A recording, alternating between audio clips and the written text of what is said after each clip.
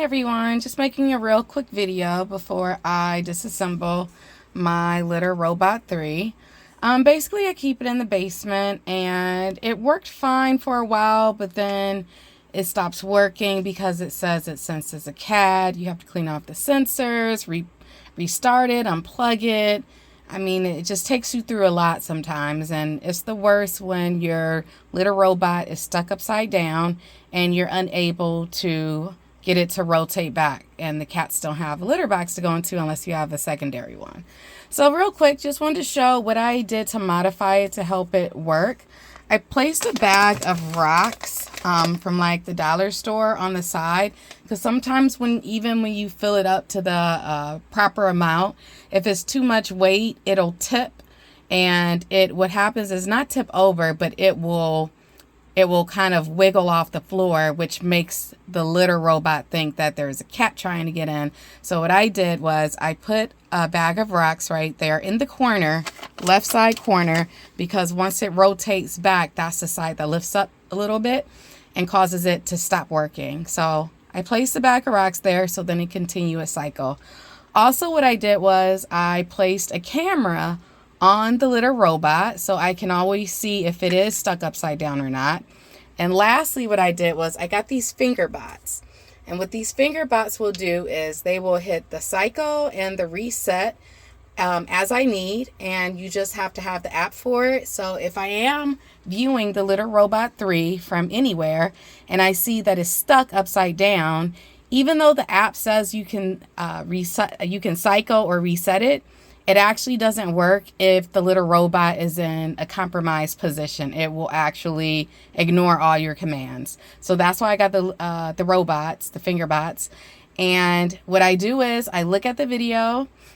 I see that my robot isn't cycling. When I go on the app, I hit cycle, won't register. I hit reset, it won't listen to me. So then I go on my app, I hit the finger bot. And when I hit the finger bot for cycle reset, that usually does a trick.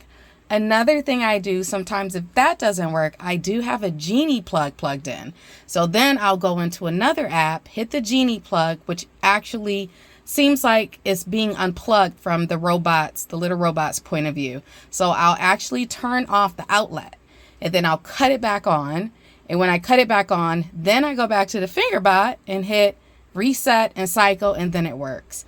Because again, it is the worst thing to not be at home, even if you're at work or out and about and you get an alert saying that your Litter Robot is not in its right position, and then you're nowhere close to coming home yet and your cats need to use the bathroom. So this is what I've done.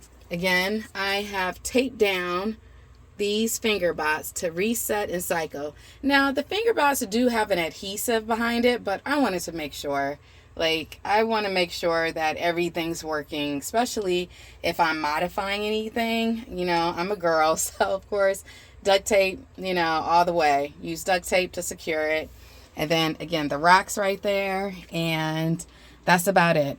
I am going to disassemble this Litter Robot just because I don't know what's going on with it. So I have to do a deep cleaning on it because every time I reset it, it keeps not working, like as if there's a sensor blocked or what have you. So that's what I'm going to do now, but I wanted to make a quick video in case I decide not to put it back together. If I find something a little bit more troubling that might be broke, and I'll just have to retire it for a while and give my cat something else. But hopefully it won't come to that. But just a quick video on how you can modify your Litter Robot 3 to work and to keep an eye on it. Get a camera, get 2 finger bots. You don't need it on the empty or the power. Power doesn't matter because the app actually works really good with the power on and off, but it just doesn't work really good with the cycle and reset once the Litter Robot is in a compromised position. So finger bots, rocks, camera, and then action. Thanks, guys.